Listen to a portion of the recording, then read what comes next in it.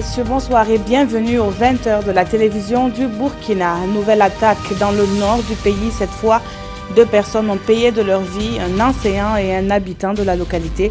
L'attaque a été menée par 2 assaillants dans le village de Kourfayel, à quelques kilomètres de la ville de Djibo, dans la région du Sahel.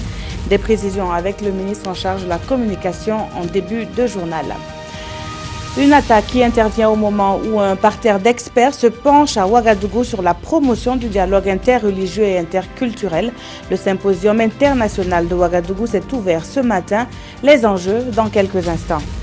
Et puis le FESPACO, lui, tire à sa fin. Les lauréats des prix spéciaux sont connus et le MICA a refermé ses portes. Les pronostics vont bon train sur qui brandira l'étalon d'or. Il faudra attendre encore 24 heures pour le savoir, mais avant, nous en saurons plus sur le bilan de cette 25e édition de la Fête du cinéma africain avec le ministre en charge de la culture. La province du Soum, une fois de plus, éprouvée. Cette fois, les faits se sont déroulés dans le village de Kourfayel, à quelques kilomètres de la commune de Djibo. Dans la matinée de ce 3 mars, 2 assaillants à moto ont fait irruption dans le village et ont abattu 2 personnes, le directeur de l'école publique et un habitant. Il s'agit de Salifou Badini, âgé de 28 ans, qui était le directeur de l'école publique de Kourfayel en poste depuis 2014, et de Isso Tamboura, un jeune commerçant. L'inhumation de l'enseignant a eu lieu ce soir même à Djibo. Après l'attaque, les assaillants seraient repartis en direction du Mali selon une source digne de foi. Et c'est une attaque qui intervient 3 jours après celle perpétrée dans 2 commissariats du nord du pays. Nous sommes en présence de Monsieur le ministre en charge de la communication est avec nous sur ce plateau. Bonsoir Monsieur le ministre. Bonsoir. Alors, quelle réaction cette nouvelle attaque suscite au sein du gouvernement? Le gouvernement a ce communiqué qu'il voudrait livrer, que je vais vous lire. Ce jour 3 mars 2017, aux environs de 20 heures, 2 individus non identifiés ont fait éruption à l'école de Kourfayel dans la commune de Djibo.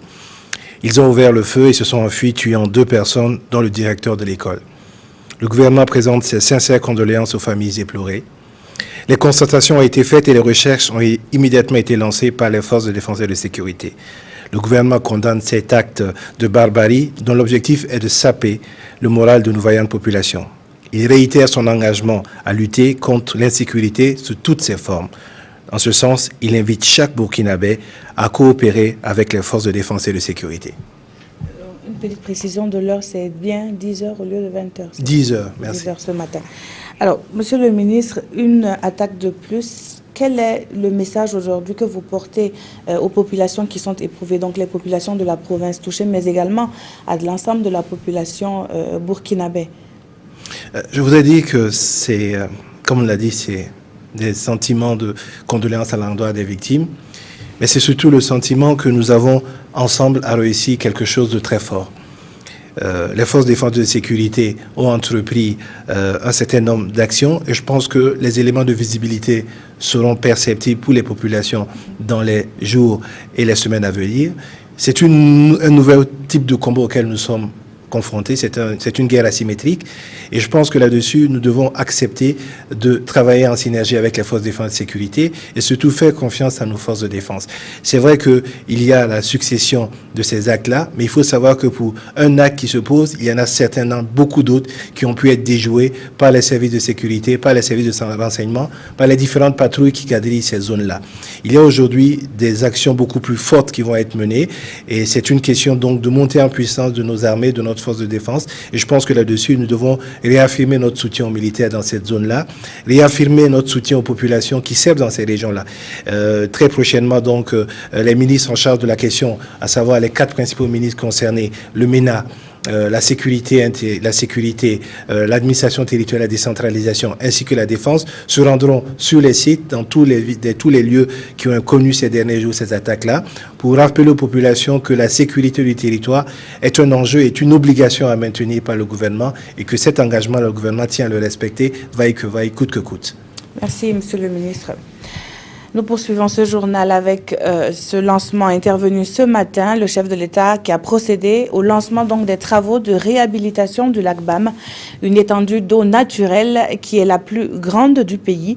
Ces travaux concernent entre autres l'augmentation de la capacité de rétention d'eau et la construction d'infrastructures pour la promotion du secteur piscicole. Issa Kafando, Ismaël Diloma Sirima, reportage. Tel un ouvrier dans son caterpillar, Roch-Marc Christian Kaboré donne le coup d'envoi de la phase 1 des travaux de réhabilitation du lac Bam. Ces travaux vont coûter plus de 7 milliards 150 millions de francs CFA. Ils vont concerner le rehaussement du réservoir de 25 cm, l'aménagement de 520 hectares de périmètre agricole, de même que la construction de 12 étangs piscicoles, de 5 enclos piscicoles, d'un marché de poissons, de 3 unités améliorées de transformation de poissons, la réalisation de 250 km de pistes à bétail.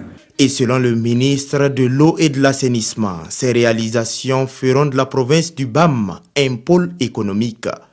Ce lac représente un grand patrimoine pour le Burkina Faso, aussi bien dans la quantité d'eau qu'elle devrait pouvoir stocker, dans les secteurs agricoles qu'elle devait pouvoir permettre de développer. Et en plus de ça, il y a des ressources halieutiques également. Les travaux de la première phase vont être assurés par 2 entreprises dans un délai de 18 mois. Côté matériel, je peux dire qu'à notre niveau, on a tout le matériel qu'il faut pour réaliser les travaux dans le délai. Côté financement, c'est le début du projet. On espère qu'on aura les financements nécessaires. Concernant la seconde phase de réhabilitation du lac Bam, elle sera basée sur les travaux d'envasement. À ce sujet, le président du Faso annonce que les études sont en cours et les financements sont à rechercher. Ouvrons à présent la page consacrée à la fête du cinéma africain qui vit ces dernières heures à Ouagadougou. Ils sont connus depuis cet après-midi les lauréats des différents prix spéciaux. La proclamation des résultats a eu lieu au Sénasa cet après-midi. Frontière de la réalisatrice burkinabé Apolline Traoré remporte les prix de la CEDEAO et du Conseil de l'Entente. Le palmarès avec Issaka Oudraogo et Draman Guédé. La moisson est plus ou moins bonne pour le Burkina ce soir. 4 prix spéciaux glanés sur 12 au total. La frontière de Apolline Traoré en lice pour l'étalon d'or de Yenenga prend les prix de la CEDEAO et du Conseil de l'Entente d'une valeur de 10 millions de francs CFA chacun. Le prix UNICEF, 7 millions de francs CFA et celui de la ville de Ouagadougou, 3 millions de francs CFA, sont décernés à Jérôme Yameogo avec son court-métrage « La rue n'est pas ma mère ». Ça traite le sujet des enfants dans les écoles coraniques, la maltraitance que subissent ces enfants. Et après, ils se retrouvent coincés, ils sont obligés de fuir. Et de peur de rentrer chez eux, ils se retrouvent dans la rue face à de nombreux vices comme la drogue, le dissolvant et la cigarette. Donc on a essayé de toucher un peu les parents, d'éviter vraiment d'hypothéquer l'avenir de leurs enfants en les envoyant vraiment chez des maîtres coraniques en milieu rural. Le long métrage du Malien Daouda Koulibaly, Woulou, prend le prix Samben Ousmane. Le Bénin s'inscrit au palmarès avec le prix de l'Assemblée nationale décerné au film L'orage africain. Le Rwanda s'adjuge le prix Thomas Sankara et celui de la Lonabé pour un seul lauréat. C'est un court-métrage qui s'intitule « Place for Myself », une place pour moi. Ça parle d'une jeune albinos qui va dans son école primaire et qui n'arrive pas à s'intégrer, mais qui a sa maman qui l'encourage. L'Afrique du Sud, le Maroc, l'Algérie à 2 reprises sont aussi distingués. Le lauréat du prix de l'Union européenne sera connu demain à la cérémonie de clôture. Le marché international du cinéma africain a, lui, refermé ses portes ce vendredi. Cet espace d'échange de bons procédés était implanté à la salle des conférences de Ouaga 2000. Quel bilan peut-on en tirer? Réponse avec Pawandrogo Jean Zongo et Vincent Kendrebeogo. Le marché international du cinéma africain est sur le point de refermer ses portes et pour les participants, l'heure est au compte. Nous sommes vraiment très satisfaits. Nous, au niveau de notre centre, l'Union nationale des cinéastes, nous avons eu beaucoup de visites de professionnels, beaucoup de constats échangés et beaucoup de demandes des films que nous sommes venus faire la promotion au nom de l'UNCB. Oui, notre participation était bénéfique dans la mesure où le Congo n'a pas été représenté depuis 1979. Donc ça fait 38 ans aujourd'hui que le Congo n'avait pas été représenté en délégation et venu présenter en fait le travail fourni au Congo. Donc le fait d'être ici aujourd'hui et maintenant pour pouvoir présenter en fait un travail que nous avons effectué au niveau de notre pays, c'est plus que bénéfique en fait. Qui a fait le tour ici l'aura remarqué, le MICA 2017 a mobilisé des grandes écoles de formation professionnelle, des distributeurs, des chaînes de télévision africaines, mais aussi des maisons de production. C'est une excellente plateforme, c'est une plateforme extraordinaire pour rencontrer tous les métiers du cinéma d'une part, mais surtout les réalisateurs et les producteurs, puisque nous-mêmes nous sommes une maison de production audiovisuelle et cinématographique. Donc nous avons tenu absolument à être présents cette année, puisque c'est notre première fois au MICA. Nous avons absolument tenu à être présents sur ce marché de manière à rencontrer le maximum de réalisateurs et de producteurs.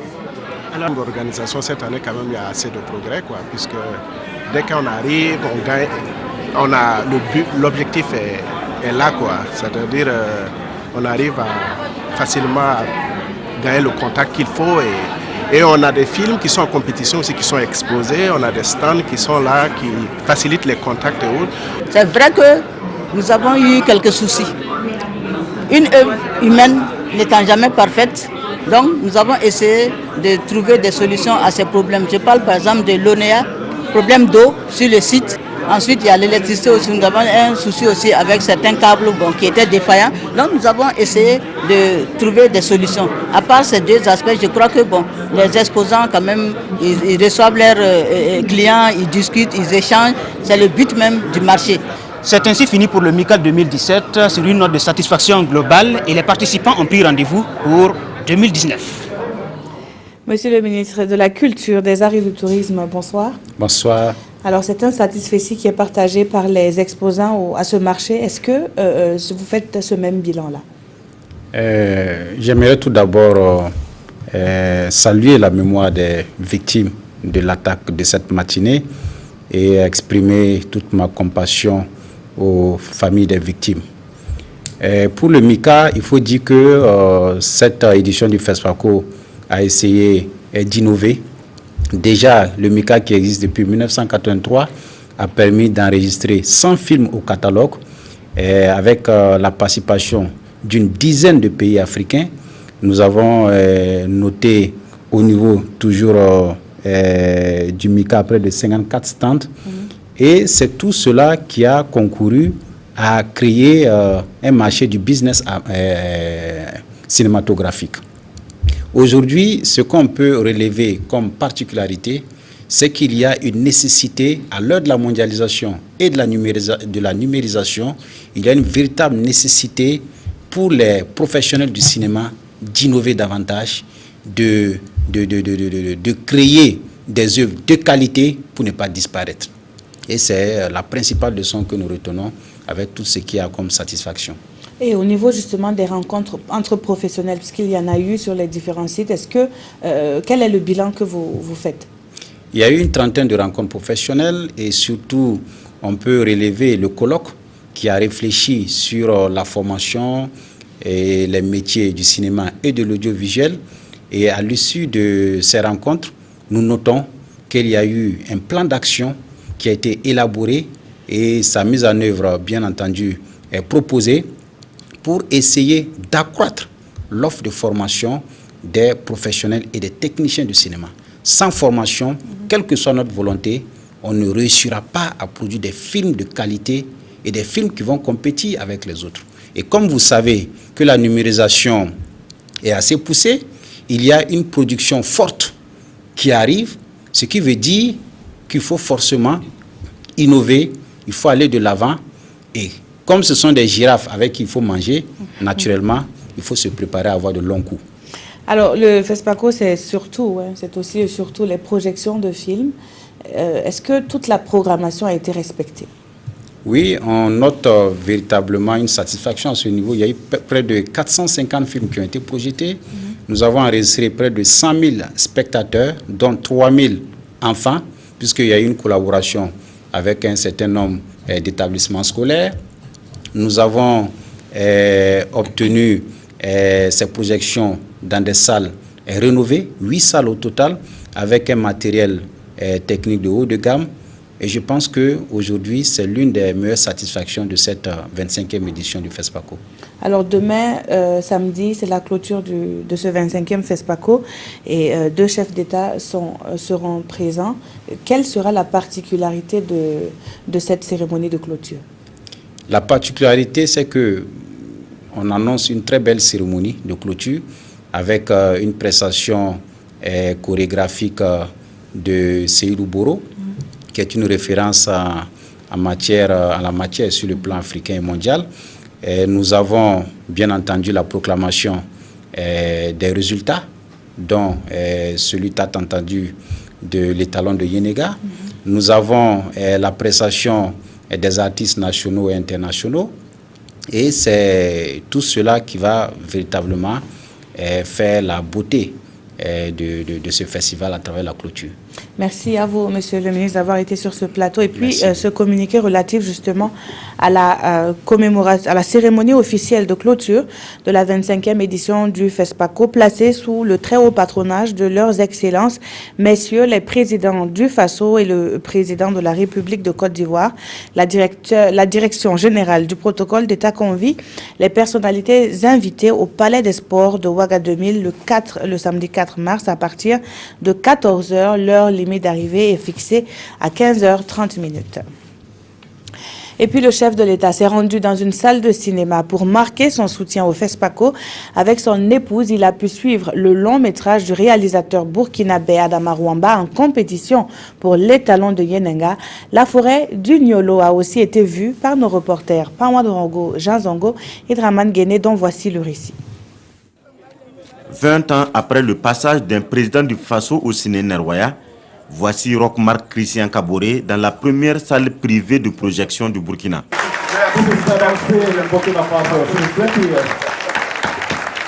Hasard de calendrier, un film burkinabé est à l'affiche. La forêt du Niolo de Adama Rwamba. Cupidité, malgouvernance, criminalité, le film dépeint une situation qui est encore d'actualité en Afrique. Ça montre un peu la cupidité de l'homme et jusqu'à quelle bêtise on peut arriver pour des questions, je dirais, d'argent. Puisque non seulement le village, le lac, la forêt de Niolo a été empoisonné, mais également le journaliste d'investigation qui essayait de faire le point de cette situation a été assassiné. Et cela interpelle également aussi bien les politiques, aussi bien la société civile, les citoyens, pour que nous fassions le maximum pour que de telles choses ne se produisent pas dans nos pays respectifs. Dans la tradition, le président du FASO suit la projection de l'étalon d'or de Yenenga après les proclamations. Cette sortie, c'est donc une façon pour le chef de l'État d'encourager le cinéma africain. Quand le président se déplace toujours, c'est tellement compliqué pour les autres de venir au cinéma que j'ai préféré venir tranquillement ce soir comme tout bon citoyen. Et je pense que ça a été une bonne expérience et je crois que de temps en temps, je me permettrai d'aller voir un film par-ci par-là, même si ce n'est pas toujours évident. Le Burkina est en compétition avec 3 longs métrages à ce FESPACO 2017. Et le président du FASO espère que cette année sera celle du Burkina. Au FESPACO, les séries ont aussi leur place sur les écrans géants. Elles étaient à l'honneur à la faveur d'une nuit dénommée la Nuit des séries. Parmi les projections figure Identitaire, une série qui s'attaque à la question du trafic illicite des objets d'art sacrés. Paul-David Bambara et Aruna Marie nous en parlent. Dans cette nouvelle salle de ciné et de spectacle de la capitale, ces cinéphiles assistent à la projection des séries africaines. Ces œuvres issues d'une vingtaine de pays africains sont pour la plupart en compétition au FESPACO. Troisième du genre, cette soirée appelée Nuit des séries africaines vise à mettre en exergue le talent et la créativité des cinéastes du continent. Pour soigner Myriam, et là voilà la solution. Cette séance m'a permis de découvrir ce qu'il y a de nouveau en matière de séries télévisées. Maintenant, ce que j'en pense, elles ne sont pas toutes de la même qualité. Il y a certaines vraiment qui m'ont beaucoup épaté. La projection a permis aux festivaliers de découvrir Identitaire, la toute nouvelle série de sitcom de Rwamba. corruption, abus de pouvoir et trafic d'objets d'art sont mis à nu dans ce film. Vous venez me vendre un truc sans valeur à 15 000 francs? Tu sais, Gaston, on va partir. Attends, combien nous empêche de dormir là? Nous voulons laisser à 5 000 francs. C'est pas mieux ça? Le comédien principal qui est César, à travers une société écran, utilise cette société justement pour voler les objets d'art et vendre justement à l'extérieur, avec bien sûr des complicités qui sont un peu quelque part dans le gouvernement et d'autres personnes qui sont dans la société. Pour ce premier pas, la série compte en tout 3 épisodes de 26 minutes chacun. Identitaire est en compétition à ce 25e FESPACO. Alors je me joins au peuple pour murmurer. La capitale du cinéma africain reçoit également des cadres venus de l'Afrique et d'ailleurs pour un symposium international. Cette rencontre se base sur le dialogue interreligieux et interculturel comme socle d'une éducation de paix et de développement. Nous en savons davantage dans ce compte rendu signé Moussa Ouedraogo et Nyarkiteda. Le dialogue comme fondement solide pour une éducation à la paix et au développement. C'est une conviction de plusieurs forces sociales issues de la sous-région, d'Afrique et du monde. Réunies au sein d'un comité d'orientation et d'un conseil scientifique, elles sont parvenues à fédérer les synergies pour aboutir au symposium international de Ouagadougou avec comme clé de voûte la paix par le dialogue interreligieux et interculturel. Le contexte sous-régional et même international montre bien qu'aujourd'hui, il est important de consolider la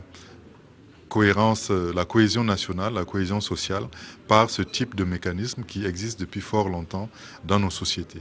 La diversité religieuse et culturelle fait partie intégrante du patrimoine international de l'humanité, avertit la secrétaire générale de l'OIF, l'Organisation internationale de la francophonie, avant de dire ceci. Quoi qu'il en coûte, nous continuerons à le défendre. Nous le ferons debout, au nom des valeurs de liberté, de fraternité et de solidarité dans la diversité qui nous fédère. Et ce symposium est la bienvenue pour insister sur le vivre ensemble dans la différence et jeter les bases qui serviront de boussole aux communautés, mais également aux gouvernants. Il faut savoir qu'il y a quelque chose qui se fait, mais ce symposium devrait nous donner d'autres pistes pour être encore plus concret sur le terrain et pour apaiser de part et d'autre. Le symposium de Ouagadougou se veut une rencontre pour contribuer à l'enracinement de l'initiative africaine d'éducation au développement et à la paix lancée en mai 2015 à Cotonou. Et dans la capitale burkinabé, les participants auront droit à des rencontres culturelles, mais également à des communications et débats avec d'éminentes personnalités venues d'horizons divers. La Banque mondiale entend respecter ses engagements pris à Paris lors de la table ronde sur le PNDS. Cet après-midi, elle a procédé à la signature de 2 accords de financement d'un montant de 11 milliards de francs CFA chacun. Les projets e-Burkina et celui de la modernisation des transports et du commerce sont les concernés. Le point avec Yacouba Gamené et Christine Koulibaly. Ces appositions de signature par Adizatou Koulibaly, ministre en charge de l'économie, et Cheikh Kanté de la Banque mondiale injectent plus de 22 milliards de francs CFA dans l'économie nationale. Elles traduisent surtout l'engagement de l'institution financière internationale à concrétiser ses promesses de financement du PNDS. Pour cette période du PNDS, la banque se positionne en position de leader. Pour donner l'exemple, montrer qu'un pays qui a un plan et une direction mérite tout l'appui de notre part. C'est pour cela que nous sommes présents dans presque tous les secteurs de développement économique et social. Le projet e-Burkina est l'un des secteurs bénéficiaires de cet engagement. Un projet qui vise à contribuer à l'édification d'une administration publique performante et efficiente grâce aux technologies de l'information et de la communication. Ce financement normalement devait permettre à l'État dans son rôle régalien de création de conditions favorables au développement de l'e-gouvernement et aux opérateurs qui sont installés au Burkina Faso de pouvoir, dans un certain confort numérique, d'exercer pleinement leurs activités et permettre à la jeunesse du Burkina Faso de contribuer à la construction numérique de notre pays. Quant au second accord de financement de plus de 11 milliards de francs CFA, il est destiné au projet d'appui à la modernisation du secteur des transports et la facilitation du commerce PASMO 7 FC. Un autre partenaire qui ne tourne pas le dos au PNDS, il s'agit du système des Nations Unies. À Ouagadougou, il est à l'initiative d'un atelier portant sur les axes majeurs du développement au Burkina. Autour d'une même table, des acteurs onusiens et experts burkinabés. Les détails avec Siedi Larinienne et Oumar Zombré. Les acteurs de développement du système des Nations Unies et du Burkina sont ici en atelier. Durant 2 jours, ils vont ensemble définir les principaux axes de coopération entre le système des Nations Unies et le gouvernement burkinabé. L'un des objectifs étant d'arrimer les piliers majeurs de développement à ceux dressés par le Plan national de développement économique et social, PNDS. Ce n'est qu'une étape qui doit nous amener à avoir un cadre qui montre comment le système accompagne le pays aussi à faire en sorte que le PNDS s'aligne et se projette dans un développement durable. Développement durable qui se focalise sur à la fois la qualité de vie, mais une croissance inclusive. Les signaux qui seront tracés à l'issue de cette rencontre viendront renforcer les efforts déjà entrepris par le gouvernement burkinabé en matière de développement durable. Ça vient en très grande complémentarité parce que vous savez que tout ce qui a été projeté dans le PNDS, ce sont les ambitions du gouvernement, mais nous avons besoin de l'accompagnement de nos partenaires. Et donc c'est vraiment une opportunité très grande que le système des Nations Unies nous fait, donc de pouvoir contribuer avec le gouvernement à la mise en œuvre effective du PNDS. Au cours de cet atelier, le bilan des activités de l'année écoulée sera dressé afin de permettre aux acteurs de développement de tirer des leçons et de dégager des perspectives pour la suite du processus. Actualité hors de chez nous, en Égypte, Hosni Moubarak a été acquitté de toute implication dans le meurtre de manifestants en 2011 lors de la révolte qui avait mis fin à ses 30 années de pouvoir. L'ancien président égyptien était poursuivi depuis 2013 ainsi que d'autres responsables de son régime déchu. La joie des partisans de l'ancien chef d'État égyptien, Hosni Moubarak, a été acquitté définitivement hier par la Cour de cassation du Caire dans le procès de la mort de plusieurs manifestants. C'était lors des manifestations de 2011. Hosni Moubarak avait été condamné à la prison à vie en juin 2012, mais un nouveau procès avait été ordonné par la justice. Fin 2014, un autre tribunal qui le rejugeait avait finalement ordonné l'abandon de ses accusations, blanchissant ainsi le président déchu. Mais le parquet avait introduit un recours en cassation. C'est ce recours qui a été rejeté ce jeudi. Le Raïs, jugé dans plusieurs autres affaires, a gagné partout ou a déjà effectué les peines de prison. Il s'agissait donc de la dernière procédure, le visant. Hosni Moubarak, après le verdict, a regagné par hélicoptère l'hôpital où il est suivi. Les quotidiens du jour mettent un point d'honneur sur l'issue du FESPACO version 2017. La revue de presse est avec Aimé Solange Guigma. À une journée du clap de clôture de la 25e édition du FESPACO, la question qui taraude l'esprit des journalistes est qui décrochera le Saint Graal de la Biennale au soir du 4 mars 2017, comme nous l'indique aujourd'hui au Faso, qui d'ailleurs rappelle la liste des 20 films en compétition. Selon l'observateur Palga, 3 films pourraient être dans le tiercé gagnant. Il s'agit de Joséphine du réalisateur franco-sénégalais Alain Gomi, qui avait étreint l'or de Yenenga avec son film Tey, du jeune Daouda Coulibaly avec son premier long métrage Woulou et de la réalisatrice nigérienne Ramatou Kei avec son film Zinaria ou l'Alliance d'or. Mais en attendant le pronostic du jury, silence ça tourne toujours dans les colonnes de Sidouaya. Regard sur l'actualité internationale, Adama Barrow à Dakar. Il avait promis et c'est chose faite depuis hier, indique l'observateur Palga. Pour aujourd'hui au Faso, cette visite d'État de Barrow à Dakar était presque une obligation. Il est de la normalité qu'ils disent de vive voix un merci bien franc, bien profond à son mentor et son protecteur titulaire, insiste ce journal, mais également une occasion, renchérit le pays, de sortir la coopération bilatérale de la zone de turbulence. Toutefois, nuance-t-il, le nouveau successeur de Yahya Jammeh a tout intérêt à faire preuve d'une certaine lucidité dans son penchant pour Macky Sall pour ne pas donner l'impression d'être le valet de celui-ci.